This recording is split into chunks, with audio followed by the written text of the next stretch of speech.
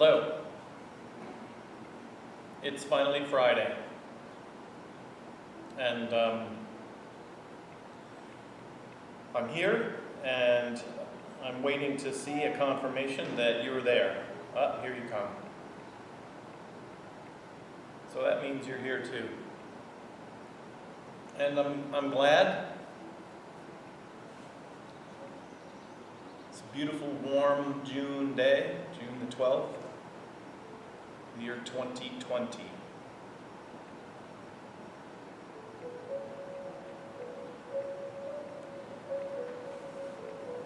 So yesterday I was talking with you, and some of you shared back with me some of your reflections about qualifications to be a really faithful follower in this journey with God in life. I have, over the years, I've worked on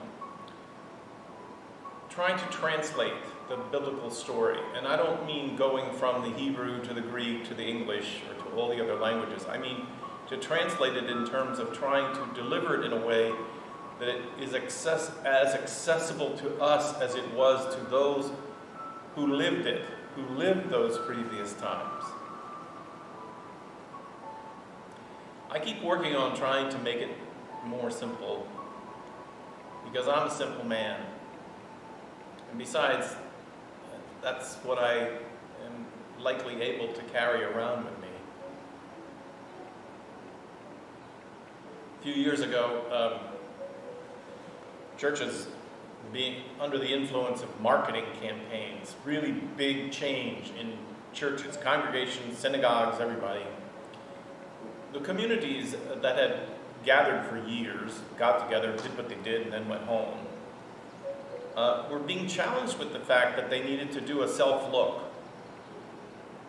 And in doing a self-look, to sort of unearth a mission statement. What are you about?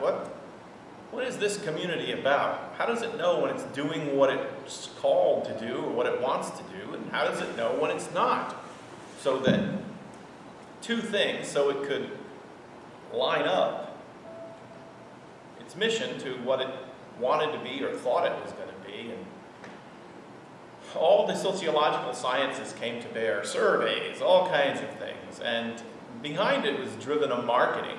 Marketing is, and in the marketing campaigns, what they said was that members of a congregation, members of a group, should have a mission statement. And that mission statement, when we first started to write them, we would get congregations together or middle judicatories together, and we would write mission statements, and they would be big, long, breathy statements that tried to include everything that we thought we were called to do. And then the marketing people came back and said, no, that's not what we're looking for. In marketing, you need to have it portable. It needs to be carried with you.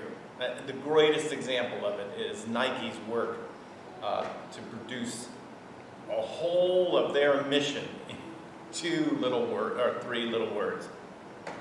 Just do it. Nike. And so churches began to labor under this. Like, how do we reduce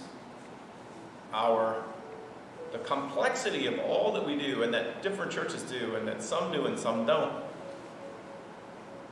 What would our mission statement be? And so in that, I began to try to sum up in a much more simplified way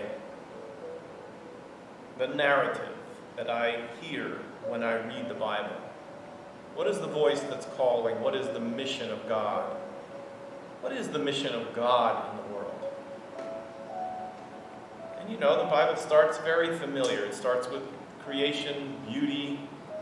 The mission of God was to create gorgeous things and celebrate diversity and life and, wow, friendship, relationship. The ancients pictured God, while one God, still being one God, having relationships among God's self, because God really likes relationships. You can see it in the earth.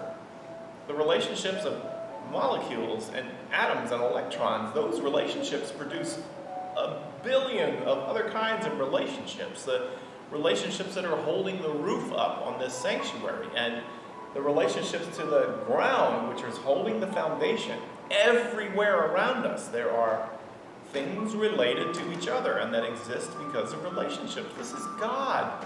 God loves that. Call it mutuality, call it cooperation, mutual dependency. But as you know, the story says it didn't work. Humans weren't up for the adventure. And so the relationships broke. And in particular, the relationships dealing with human beings. Human beings' relationships to each other. Adam and Eve blamed each other and turned on each other. Cain murdered Abel. Oof. The relationships didn't work. And the relationship with God didn't work. The word sin is actually gap. It's broken relationship. It's broken. And then, just in a quick summary, you have a heartbreak of God over the fact that these relationships do not work. And God's frustration, and God giving up, and then God starting again. Abram and Sarah, look, will you be in relationship with me? I'll be your God, you be my people. You'll have some advantage in being in relationship with me, but primarily I want you to go out and be an advantage to the world. I want you to be a blessing to the world. And there it was. There it was. In that, the heart of God was revealed. That in all the broken relationships, in all the brokenness, yes, in the middle of a beautiful world where many predictable relationships are underway, science tries to describe the inexorable laws, the unchangeable laws of the universe, the parts of the universe that work. That human beings and God and the living nature, our relationships, they're broken. But the heart of God is revealed. God says to Sarah and to Abram, I hope you'll have a lot of children. You will have a lot of children, but every one of them are going to be part of my adventure to love and bless the world. The world. The people of the world. The families of the earth, it says.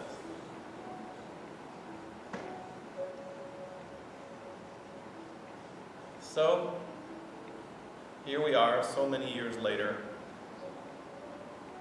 Those of us now, as I said yesterday, the qualifications of Moses simply were that he was curious.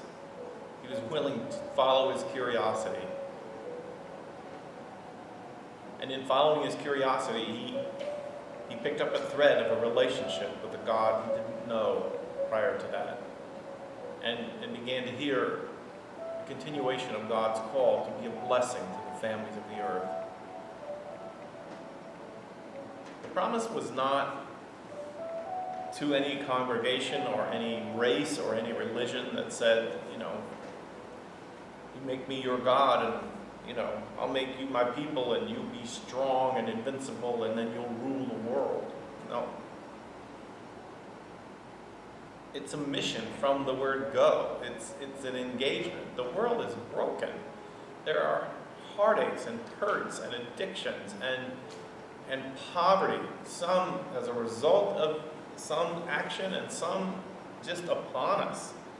And in the middle of it, what the world needs most, God seems to have arrived at this decision eons ago, that what the world needs in the middle of all this brokenness is people of blessing.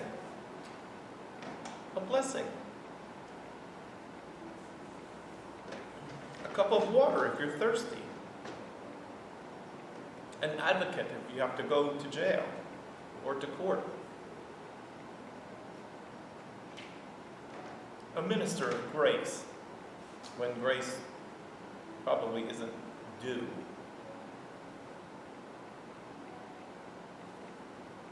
To bring relationship. This is what the Bible means when it talks about being saved. It doesn't not mean the life after death. It certainly does. It includes all of that. But salvation is to be saved from the broken relationships. It's to be saved from the consequence of the broken relationships. It has a very this earth meaning, this word saved. It's connected to the word Exodus. Saved and Exodus are the same. And when the Hebrews talked about the Exodus, they knew there was a time when there was a Pharaoh and there was a slavery and there was a real Exodus. There was a deliverance that God came and saved them. Because God is on a mission of blessing and is calling us into a mission of blessing. So, the biblical account, the biblical narrative is complexity upon complexity. But if you hold in there and you read past the misunderstandings and the frustrations of human beings that wondered whether God was going to be faithful, and then human beings who weren't faithful, and the failure of relationships all the way along, if you continue and you persist and you hold on and you listen for that mission, you'll find that mission.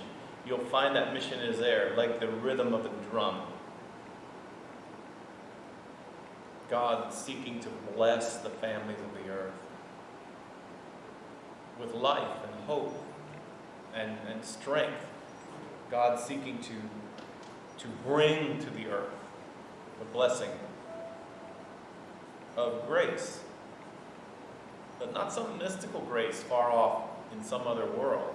Grace which is real grace, grace between us and experienced between us and then understood as having come from God.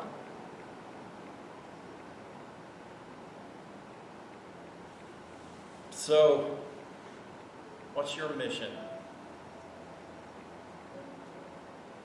What's your mission statement? Can you say it? Can you put it in a pocket? Carry it around? Can you revisit it? Dust it off? Hold it up and compare it to what you've done and what you haven't done?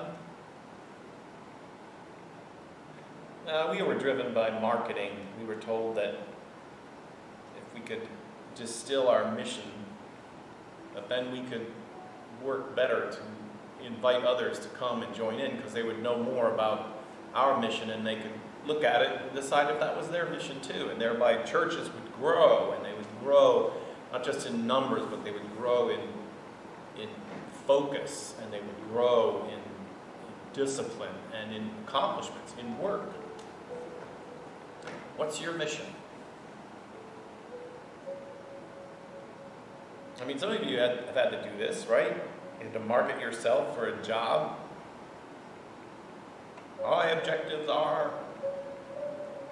my qualifications are, my preparations that I have done in support of these objectives are. And what about your life? What about your life? What's the mission of your life? A lot of parents say the mission for their children is they just want their kids to be happy. It's a good thing. It's nice to be happy. What's your mission? What's your mission? What's the mission of your life?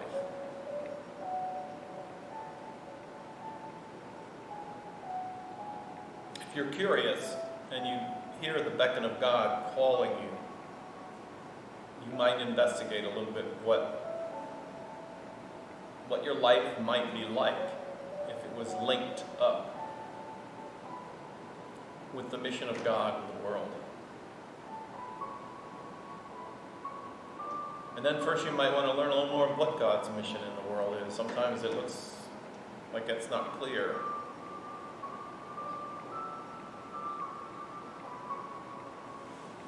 So that's my thought for today, for this chat. You know, sometimes when people come in and they sit in this chair in my office and we talk, I have that in mind. I'm listening underneath and through and everything, because I believe that when you find your mission, when you know sense of your mission, then you can get rid of some things. You can add other things to your life, and there's a sense of contentment that grows when you do that, because you're enhancing and growing in your sense of that mission.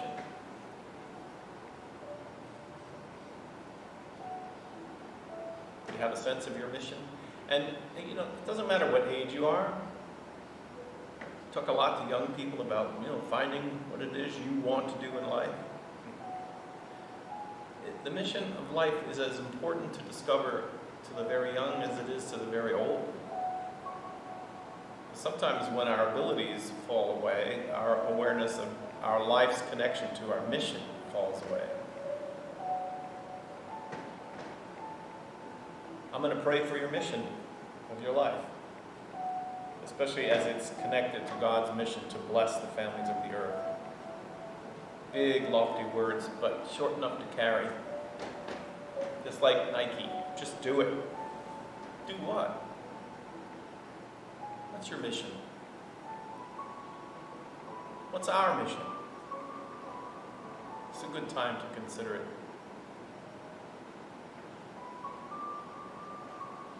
That's my prayer for you today. It's Friday, coming into a weekend. Time to, you know, if you've been working, even if you're working at home, I hope you'll be able to take off some time on Saturday and Sunday. Use worship gatherings to think about your mission, to ask God to recharge you for the mission that maybe you knew at one time and have lost touch with. Maybe there's so much brokenness in your own life that you feel the idea of a mission is buried somewhere under your despair about failures or your own inabilities. The mercy of God is from everlasting to everlasting, always at work, always calling. What's your mission? May God strengthen you in the discovery of it, and if you know it and you're in pursuit of it, may God lift you up and carry you on. Because as God carries you into your mission, it's going to be good for all of us, if that mission is from God. My whole talk today is a prayer. It is a prayer. And I share it with you. God bless you, my friends. I hope you have a good weekend. I won't be here for a chat on Saturdays, but I'll be here for more than a chat on Sunday. Live streaming starts at 10:30. This time, the service will be available fairly quickly right after the service is over. So if you don't want to come in at 10:30 from your gardening or something like that, if you want to wait until 1 o'clock, you should be able to, either on Facebook or on YouTube, you should be able to just connect right in, and then you can just imagine that it's happening live like it was at 10:30 in the morning. Glad for the whole new community of Facebook and YouTube together. And we do have some things to fix yet. Don't get discouraged with us. We're evaluating and fixing every week for what we hope will soon be just a perfect transmission of an effort to strengthen you in your faith and encourage you in the day-to-day life of walking with God. Good Friday to you, my friends.